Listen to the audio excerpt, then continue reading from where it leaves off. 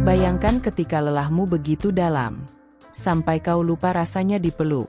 Tapi malam itu, justru di ambang pintu rumahmu yang sunyi, muncul seorang janda dan anaknya mendatangimu karena ketagihan terong ungu yang besar itu. Ini adalah kisah nyata tetangga yang tak pernah terungkap.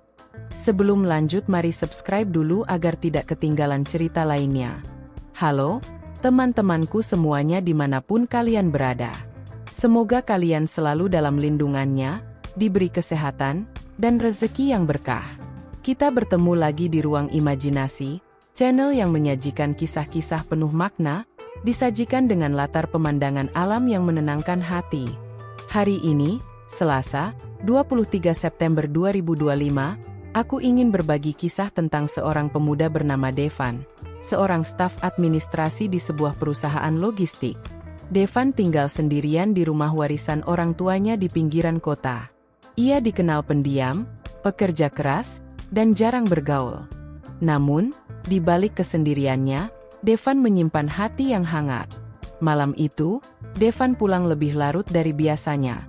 Ia lembur demi mengumpulkan cuti 3 hari. Rencananya, ia ingin membersihkan rumah dan menata ulang hidupnya yang terasa kian sepi.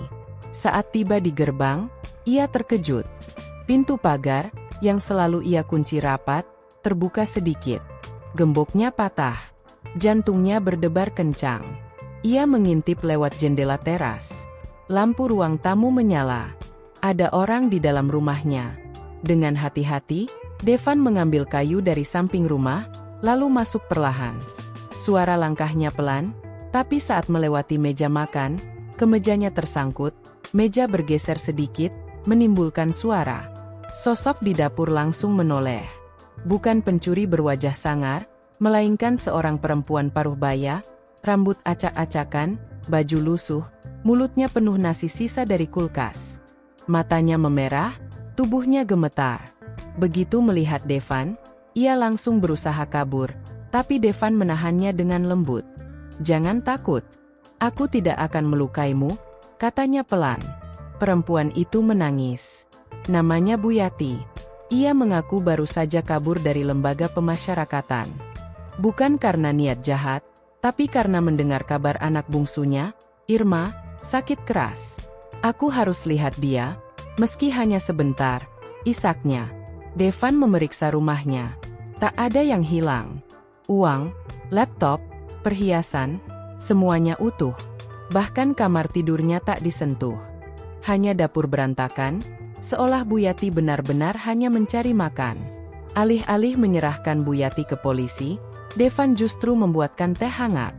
"Ceritakan semuanya," katanya. Bu Yati bercerita 7 tahun lalu, ia mencuri kalung emas majikannya untuk membayar operasi jantung anak pertamanya, Ayu. Ia ketahuan, divonis penjara. Selama di dalam, ia hanya bisa berdoa. Hingga kemarin, seorang tahanan baru membawa kabar. Irma sakit, lehernya membengkak, dokter menduga tumor. Devan diam sejenak, lalu berkata, "Besok pagi, kita ke rumah kalian." Keesokan harinya, Devan terbangun oleh sinar matahari yang hangat. Rumahnya, yang biasanya berantakan, kini rapi. Majalah tersusun, lantai bersih, bahkan ada aroma nasi goreng dari dapur. Bu Yati sedang mencuci pakaian di halaman, wajahnya lebih tenang. Di meja makan, tersaji sarapan sederhana, nasi goreng, telur mata sapi, dan teh hangat. "Terima kasih," kata Devan, tersenyum. "Terima kasih karena tidak menyerahkan saya ke polisi," balas Bu Yati. Devan meminjam mobil kantor, lalu membawa Bu Yati ke kota pinggiran M. Ia menyamarkannya dengan topi, kacamata, dan jaket tebal. Bukan untuk menyembunyikan dosa, tapi agar Bu Yati bisa bertemu anaknya tanpa risiko ditangkap di tengah jalan. Saat tiba di rumah sempit berdinding kayu, Devan terhenyak. Irma, gadis kecil berusia 6 tahun, terbaring lemah di dipan, lehernya membengkak. Ayu, kakaknya yang baru 17 tahun, menjaga adiknya sambil menahan air mata. Bu Yati berlari, memeluk Irma erat-erat. Tangisnya pecah. Devan segera mengajak mereka ke rumah sakit yang bekerja sama dengan perusahaannya. Dokter memastikan, itu tumor jinak, tapi harus segera diangkat. Biayanya saya tanggung, kata Devan tanpa ragu. Bu Yati menatapnya, mata berkaca-kaca. Kenapa kau mau membantu orang sepertiku? Karena kau bukan pencuri biasa, jawab Devan. Kau ibu yang rela apa saja demi anaknya. Operasi berjalan lancar. Selama masa pemulihan, Ayu yang menjaga Irma di rumah sakit. Bu Yati harus kembali ke penjara sebelum keberadaannya diketahui. Tapi Devan tak tinggal diam. Ia mengurus surat izin khusus agar Bu Yati bisa menemani anaknya selama 2 minggu, dengan pengawalan ketat. Dalam waktu itu, Devan sering mengunjungi mereka. Ia bantu Ayu mengurus administrasi sekolah Irma yang ternyata tunarungu. Devan bahkan belajar dasar bahasa isyarat agar bisa berkomunikasi dengannya. Perlahan ikatan terbentuk, bukan sebagai kekasih, sebagai keluarga darurat yang saling menyelamatkan. Saat masa izin Bu Yati berakhir, Devan mengantarnya kembali ke lembaga pemasyarakatan. Sebelum masuk, Bu Yati menyerahkan surat wasiat. Jika suatu hari ia tak bisa keluar, ia mempercayakan Ayu dan Irma pada Devan. Devan mengangguk. Aku akan jaga mereka seperti saudaraku sendiri. 3 bulan kemudian, Devan mengajak Ayu dan Irma pindah ke rumahnya.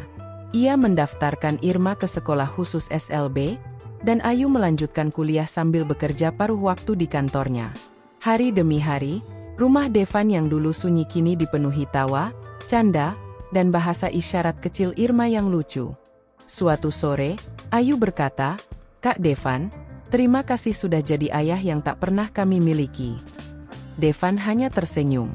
Di hatinya, ia tahu, keluarga bukan soal darah, tapi soal siapa yang rela berdiri di sampingmu saat dunia runtuh. Beberapa bulan lalu, Devan dan Ayu menikah, bukan karena cinta kilat, tapi karena persahabatan yang tumbuh dalam ujian. Orang tua Devan merestui. Mereka melihat bagaimana Ayu merawat rumah, mendampingi Irma, dan selalu menyediakan makanan hangat setiap malam. Di hari pernikahan mereka, Bu Yati hadir, dengan pengawalan sipir. Hukumannya dikurangi karena perilaku baik dan bantuan Devan dalam proses rehabilitasi. "Kau telah mengembalikan harapan pada kami," katanya pada Devan. Dan di bawah langit senja yang jingga, Devan memandang keluarga barunya, Ayu yang tegar, Irma yang ceria, dan bayangan Bu Yati yang akhirnya tenang, dan tahu, hidup ini indah, ketika kita berani memberi tanpa menghitung. Terima kasih telah menyimak kisah ini di ruang imajinasi. Sampai jumpa di episode berikutnya, dengan kisah baru yang penuh makna. Jangan lupa like, subscribe, dan bagikan kebaikan. Salam hangat dari hati ke hati.